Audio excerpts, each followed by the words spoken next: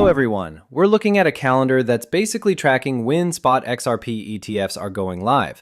November 13th, that's today my friends. And guess who's kicking things off? Canary Capital. Yeah, Canary Funds is stepping up as the very first one out of the gate. Now if you're holding XRP, this is legitimately one of those circle this date in history kind of moments.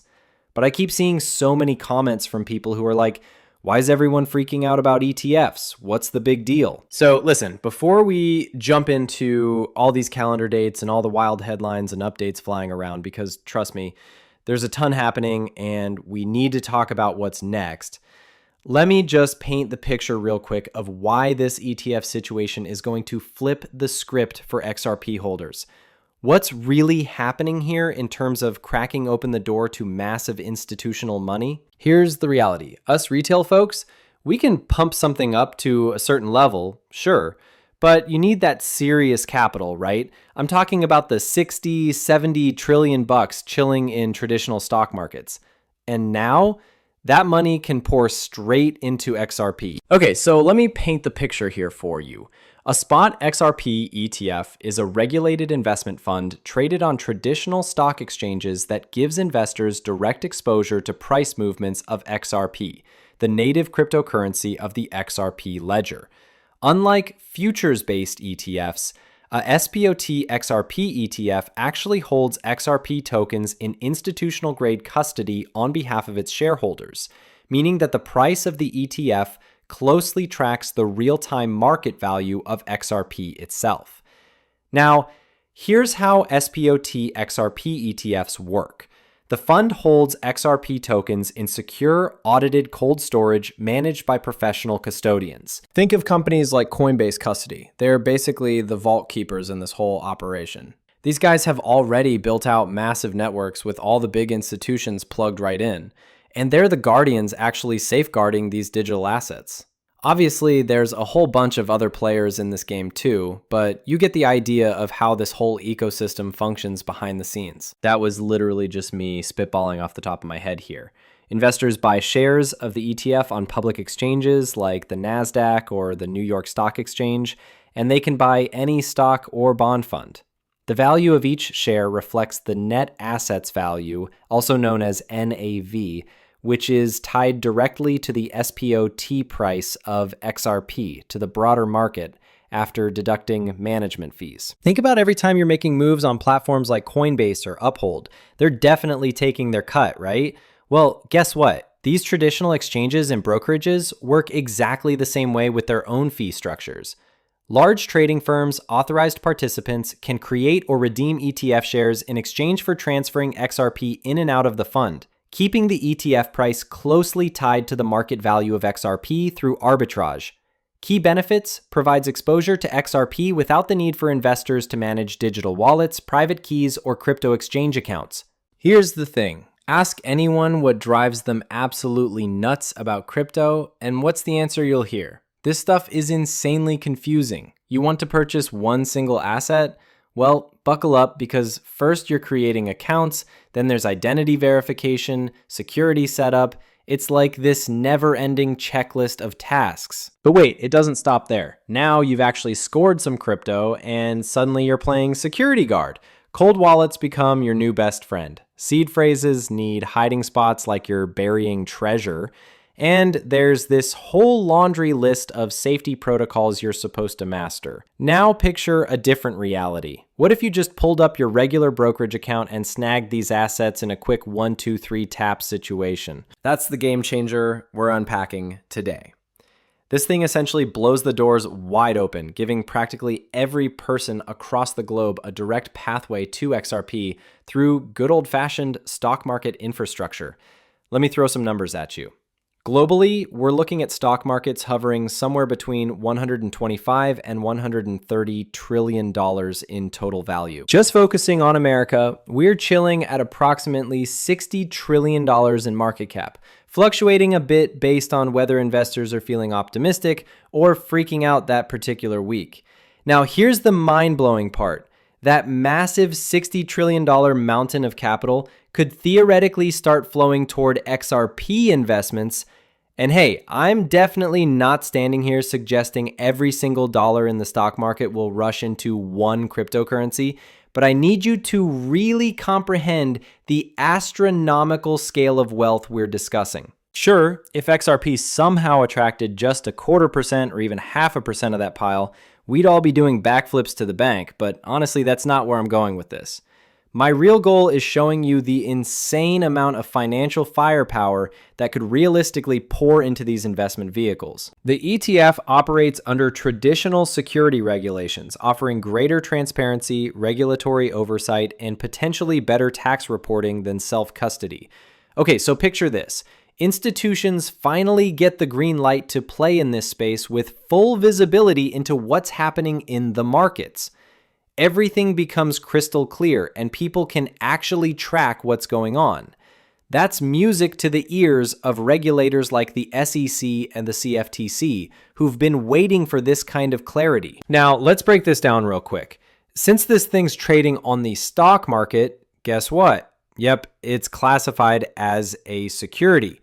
No gray area here, which means the SEC steps in and takes control of the whole show. It opens participation in XRP price movements for a broader audience, including both retail and institutional investors who may not be comfortable with holding crypto directly. I mean, come on. This is where things get absolutely thrilling. And then Nate Garassi drops this bombshell.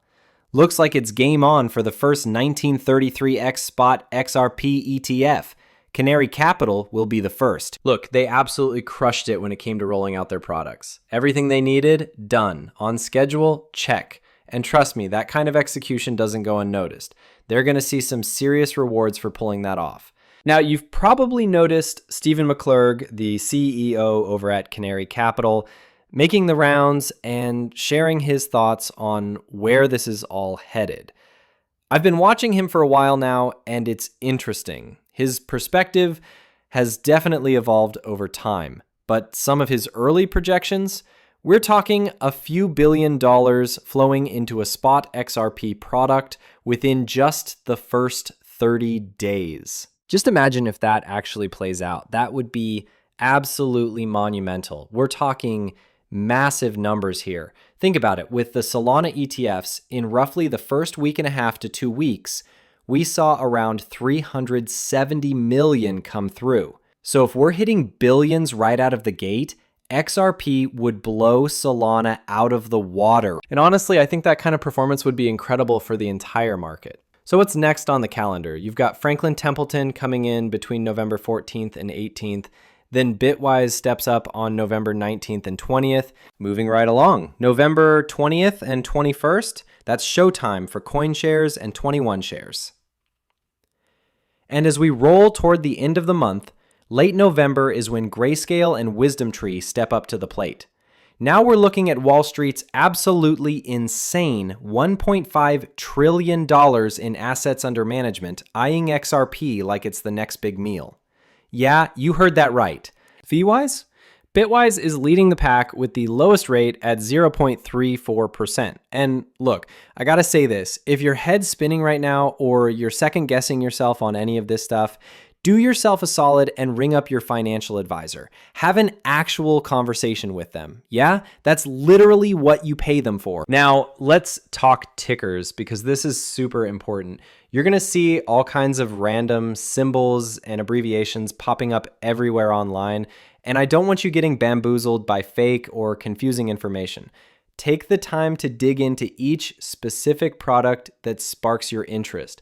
Understand the ins and outs, read the fine print, know exactly what you're signing up for before making any moves.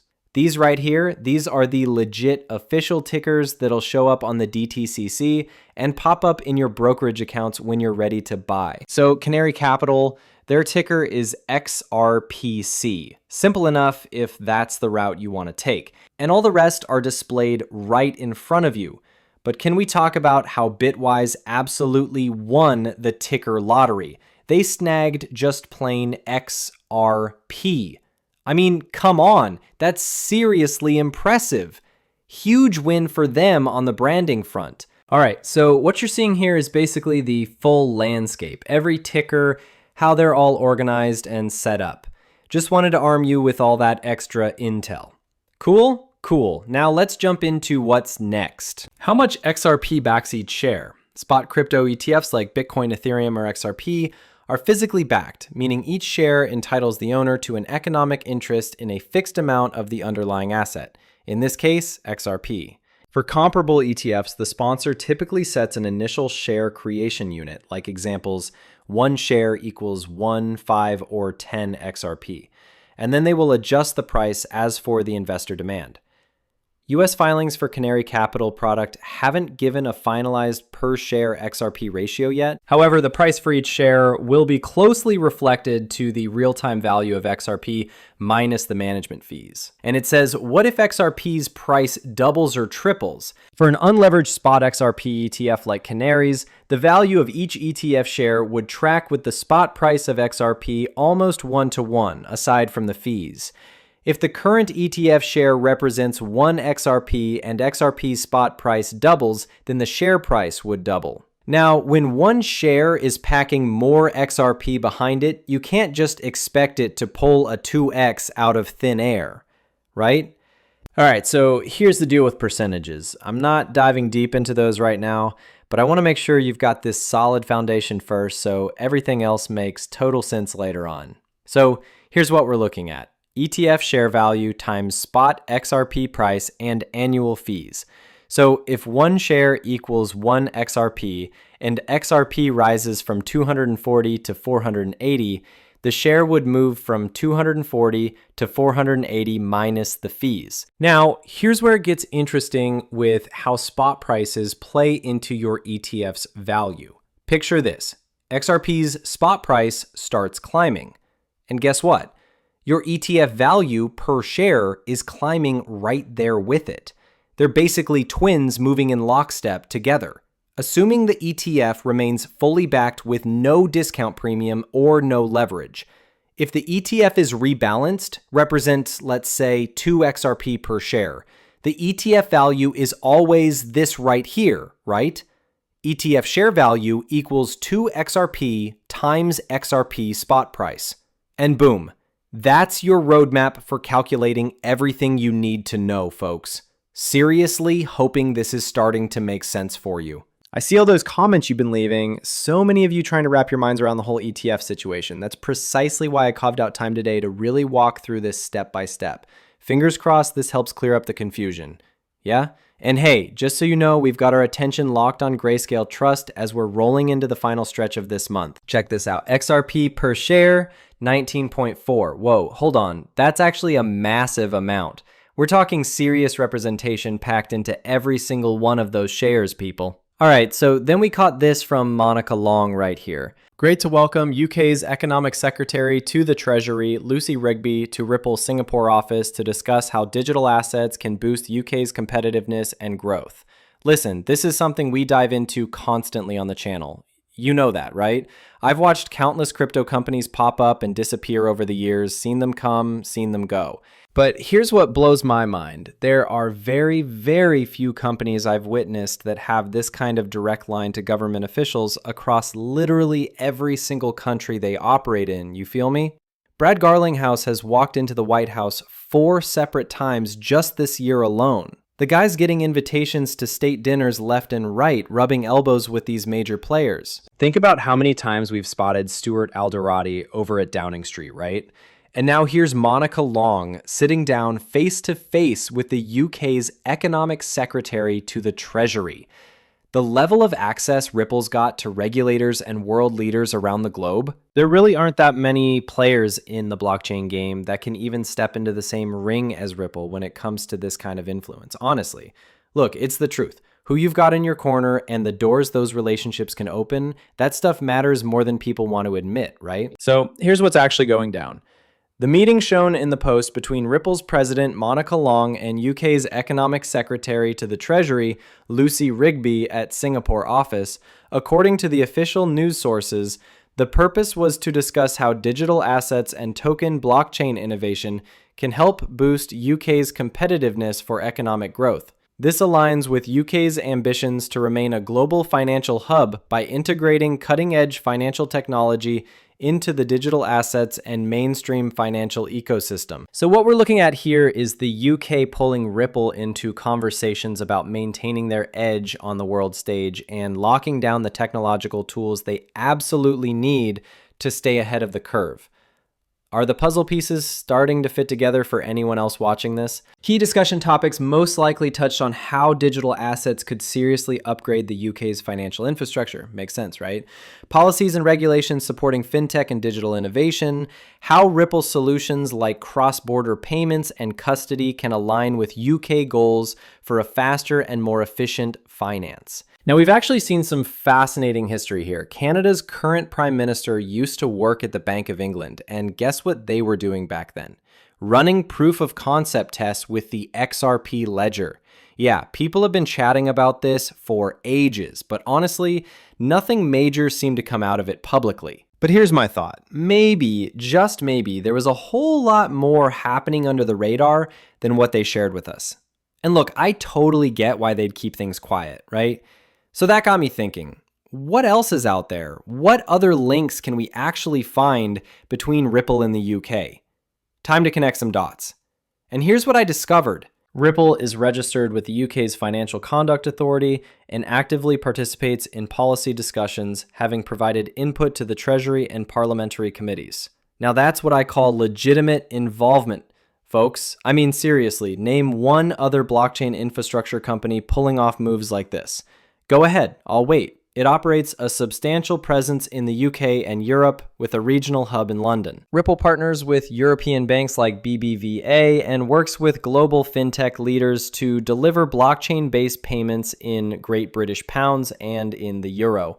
The company is seen as an enterprise-focused, regulation-friendly player, which appeals to UK regulators seeking to modernize financial services. And the UK government has recently prioritized digital asset innovation, including regulatory frameworks for stablecoins, tokenization pilots, and clear rules for the road for crypto in 2026. And here's where things get even more interesting, folks. Ripple's user associate general, Custody EuroCV, has teamed up with Ripple user Lemonway, ODL Treasury, to help European companies launch business-to-business marketplaces Western Europe and UK in view. Ripple XRP not mentioned. So I felt like this was worth bringing to your attention. Did you catch that detail? XRP doesn't even get a mention here. But look at what's actually happening. The infrastructure is getting deployed, partnerships are forming, real business applications are going live. All right, so I came across this really interesting take from Paul Barron. The illusion of innovation. JP Morgan's coined fundamental limitations. JP Morgan's entry into the blockchain-based payments deserves recognition, but calling JP Morgan innovative misses a critical point. It's essential a digital wrapper around the same centralized banking infrastructure that has frustrated businesses for decades. Despite using blockchain technology, JP Morgan remains and has always been a closed permission system controlled by a single bank and institution. Now, here's where it gets interesting. People out there are acting like this is some kind of game changer, right? Like everyone else in the space should just throw in the towel and call it a day because JP Morgan supposedly got everything figured out. But here's the reality check. What JP Morgan actually did was basically slap a blockchain label on their existing private system. They just tokenized what they already had running. So here's the million-dollar question. How exactly does this closed-off private system play nice with everything else out there? That's the part nobody's really talking about yet, and honestly, we're still waiting to see how that's going to unfold. And check this out. Visa begins stablecoin payouts. Users can pay with both fiat instantly with USDC. On the same day, JP Morgan Chase and Coinbase link up for instant settlement using JP Morgan Coin. This stablecoin era has begun. So yeah, this whole stablecoin movement is really picking up steam right now. But you know what's wild? Let me take you back a bit because there's some history here that people aren't connecting the dots on. Remember when Visa and MasterCard were basically duking it out, like full-on corporate cage match, trying to snatch up companies that were built on Ripple's technology? I mean, Visa went after Currency Cloud, then Earthport, and honestly, there's probably a couple more I'm forgetting at the moment. My brain can only hold so much acquisition data at once, you know? But here's what blows my mind. We're talking about Visa throwing around hundreds of millions of dollars just buying up anything and everything tied to Ripple's tech stack. That's not pocket change, folks. When a company like Visa is writing checks that big, you've got to ask yourself why, right? So this is where things get really juicy, right? Like, how much of Ripple's tech is Visa actually planning to integrate into their system? And MasterCard, what's their game plan looking like? Because picture this for a second. These two payment titans actually battling it out in real time to see who can offer the speediest transactions, rock bottom fees, and just bulletproof efficiency. That's the showdown we've all been sitting on the edge of our seats for. Okay, folks, I realize I rambled on a bit longer than usual today, but hey, if this helped connect some dots for you and got you pumped about what's around the corner, then mission accomplished. My whole thing is making sure you're walking away smarter and more informed than when you clicked on this video. So keep that curiosity alive, keep expanding your knowledge, and hey, I'll be back with more for you real soon. Catch you later.